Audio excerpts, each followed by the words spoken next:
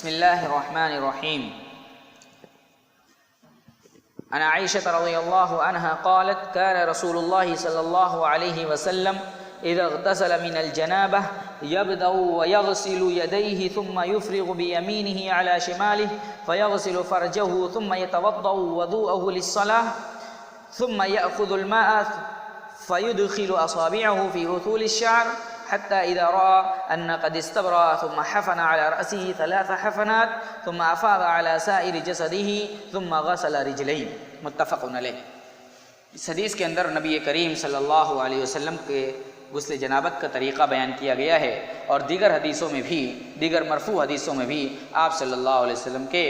غسل جنابت کا طریقہ بیان کیا گیا ہے. سب سے پہلے میں اس حدیث کا ترجمہ آپ کے سامنے پیش کر دیتا ہوں. حضرت عائشہ صدیقہ رضی اللہ تعالی عنہ کہتی ہیں کہ نبی کریم صلی اللہ علیہ وسلم جب غسل جنابت فرماتے تو پہلے اپنے دونوں ہاتھوں کو دھوتے، پھر دائیں ہاتھ سے بائیں ہاتھ پر پانی ڈال کر شرمگاہ دھوتے، پھر نماز کی طرح وضو کرتے، اس کے بعد ہاتھوں کی ہتھیلیوں سے سر کے بالوں کو جڑوں تک پانی پہنچاتے یعنی خلال کرتے، پھر 3 لب پانی لے کر کے سر میں ڈالتے اور پھر سارے بدن پر پانی بہاتے اور آخر میں اپنے پاؤں کو دھو کر کے غسل سے فارغ ہو جاتے. حدیثوں میں جو غسل کا مصنون طریقہ بیان کیا گیا ہے وہ یہی ہے کہ سب سے پہلے اللہ کے نبی صلی اللہ علیہ وسلم اپنے ہتھیلیوں کو دھوتے، اپنے دائیں ہاتھ سے بائیں ہاتھ پر پانی ڈال کر کے اپنی شرمگاہ کو دھلتے اور بدن میں لگی ہوئی گندگیوں کو دھلتے، جہاں بھی گندگی لگی ہوتی ساری گندگی کو دھلتے، پھر اسی طرح وضو کرتے جیسے نماز میں وضو کیا جاتا ہے. اس کے بعد اپنی ہتھیلیوں کو پانی سے تر کر کے سر کے بالوں میں خلال کرتے، پھر سر پر پانی ڈال کر سر کے بالوں کو اچھی طرح دھوتے تاکہ بال کی جڑوں تک پانی پہنچ جائے. اس کے بعد اپنے جسم پر دائیں طرف سے پانی ڈال کر پورے جسم کو اس طرح دھوتے کہ جسم کا کوئی حصہ خشک نہ رہ جاتا. اس کے بعد آپ صلی اللہ علیہ وسلم اپنے پیر کو دھل کر کے نکل جاتے. یہ بات واضح رہے کہ آپ صلی اللہ علیہ وسلم نے کبھی اخیر میں اپنے پیر کو دھویا، یعنی وضو کرتے ہوئے، غسل جنابت میں وضو کرتے ہوئے اپنے پیر کو دھلنا چھوڑ دیا، اپنے پیر کو دھونا چھوڑ دیا اور غسل سے فارغ ہونے کے بعد آپ نے اپنے پیر کو دھویا. اور کبھی ایسا ہوا کہ آپ صلی اللہ علیہ وسلم نے مکمل وضو کیا اور اس وضو کے میں اپنے پیر کو بھی دھل لیا. تو دونوں طرح سے آدمی کر سکتا ہے، چاہے تو وضو مکمل کرے اور پیر کو چھوڑ دے اخیر میں دھوئے، یا وضو مکمل کرے یعنی پیر کو بھی دھل لے. اس سلسلے میں غسل جنابت کے سلسلے میں چند اہم مسائل ہیں. سب سے پہلی چیز، جب آدمی غسل کے لیے جائے تو نیت کرے اور نیت کر کے بسم اللہ سے شروعات کرے، بسم اللہ کہہ کر کے غسل جنابت شروع کرے. یعنی نیت دل کے ارادے سے، دل کے ارادے کا نام نیت ہے. نیت کی، اس کے بعد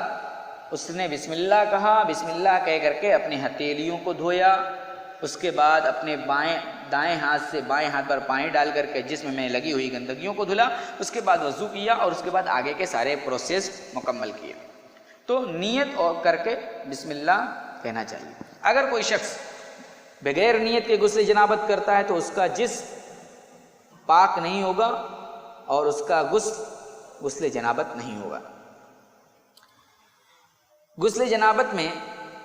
اگر بدن کا کوئی حصہ خشک رہ جائے تو غسل نہیں ہوگا،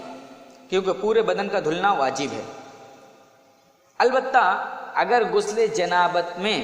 کوئی شخص غسل کرتا ہے اور بدن پر معمولی سی خشکی اسے لگتی ہے، معمولی سی خشکی اسے دکھائی دیتی ہے غسل کے بعد، تو وہ اپنے بدن پر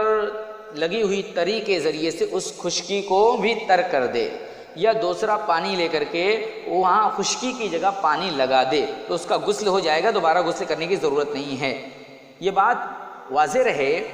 کہ اگر کوئی شخص نامکمل وضو کرتا ہے یا نامکمل غسل کرتا ہے تو اس کا غسل اس غسل سے یا اس وضو سے پڑھی ہوئی نماز ادا نہیں ہوگی.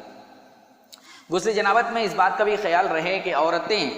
اگر بال کی چوٹی باندھی ہوئی ہیں تو غسل جنابت میں بال کی چوٹی کھولنا ان کے لیے ضروری نہیں ہے، بلکہ لب پانی 3 چلو پانی لے کر کے اپنے سر میں ڈال لیں اور اچھی طرح کھلال کر لیں، رگڑ لیں۔ حضرت ام سلمہ رضی اللہ تعالی عنہ نے حضرت محمد رسول اللہ صلی اللہ علیہ وسلم سے پوچھا، اے اللہ کے نبی صلی اللہ علیہ وسلم یہ بتائیے کہ میں اپنے بالوں کو مضبوطی سے باندھے رہتی ہوں، تو کیا غسل جنابت میں اسے کھول دیا کروں؟ آپ نے فرمایا تمہارے لیے یہی کافی ہے کہ 3 چلو پانی لے کر کے اس میں ڈال لو اور اسے رگڑ لو۔ یہ غسل میں چوٹی صرف جنابت ہی میں نہیں بلکہ حیض والے غسل میں بھی عورت چوٹی نہ کھولے، کوئی حرج کی بات نہیں، لیکن افضل یہ ہے کہ وہ چوٹی کھول لے۔ غسل حیض میں چوٹی کا کھولنا یہ افضل ہے، جیسا کہ مسلم شریف وغیرہ کی روایتوں سے پتہ چلتا ہے۔ غسل جنابت میں اگر کوئی شخص بھول جائے وضو کرنا تو اس کا غسل ہو جائے گا، دوبارہ غسل کرنے کی ضرورت نہیں ہے۔ اچھا، غسل جنابت کے دوران جو وضو کیا جاتا ہے اس وضو سے آدمی کی نماز ادا ہو جائے گی، آدمی نماز پڑھ سکتا ہے، بشرطے کہ اس کا وضو ٹوٹا نہ ہو یا اس نے اپنے ہاتھوں سے شرمگاہ کو چھوا نہ ہو۔ اگر اس کا وضو ٹوٹ گیا یا وضو کرنے کے بعد اس نے اپنی شرمگاہ وغیرہ کو ہاتھ ٹچ کر دیا، لگا دیا، تو اس کا وضو نہیں ہوگا۔ غسل جنابت میں اگر اس نے وضو کیا ہے اور وضو کو توڑنے والی کوئی چیز اسے وضو کے بعد لاحق نہ ہوئی ہو تو اس وضو سے، غسل جنابت میں کیے ہوئے وضو سے وہ نماز ادا کر سکتا ہے۔ ان باتوں کا آدمی خیال رکھے، انشاءاللہ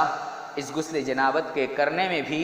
ہمیں ثواب ملے گا، کیونکہ نبی کریم صلی اللہ علیہ وسلم کے ہر اس عمل پر اگر کوئی عمل کرتا ہے جو نبی کریم صلی اللہ علیہ وسلم نے بتایا ہے، نبی کریم صلی اللہ علیہ وسلم کے بتائے ہوئے طریقے پر عمل کرنے سے انشاءاللہ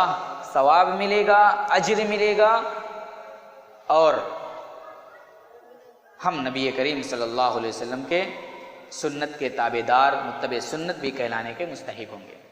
ہم سب کو نبی کریم صلی اللہ علیہ وسلم کے